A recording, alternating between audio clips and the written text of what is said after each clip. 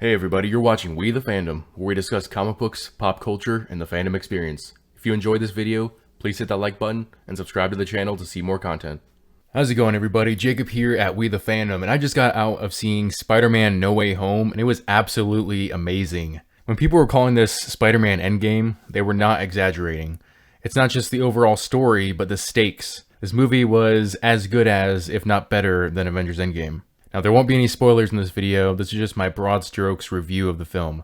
If you can't tell by now, I enjoyed this film immensely. The action scenes were great. Spider-Man action scenes are always special, but they're even better when they occur in Spider-Man films. The writing was also really good, definitely making this one of the top 3 Spider-Man films of all time. Between the writing and the action alone, this is easily the best installment of Phase 4 that we've had so far. It's not even close.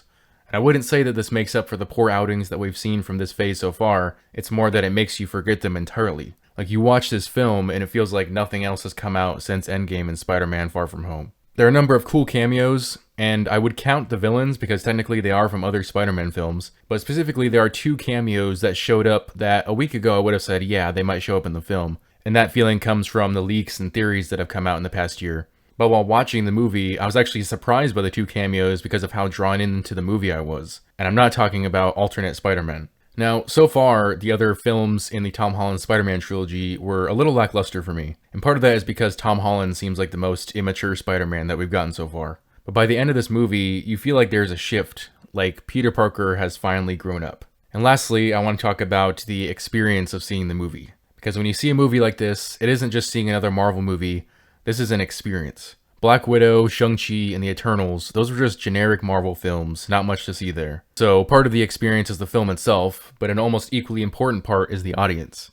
I saw this movie at 3 p.m. on a Thursday when most people would be working, but this theater I was in was packed. This was a large theater and every single seat was filled.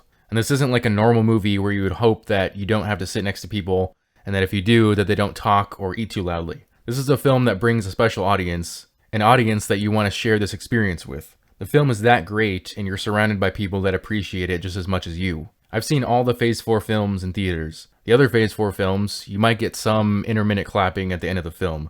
But with Spider-Man, you can feel the excitement in the air the entire time. People are laughing, people may cry. It's just a great time for everyone, and it's obvious that it means a lot to people.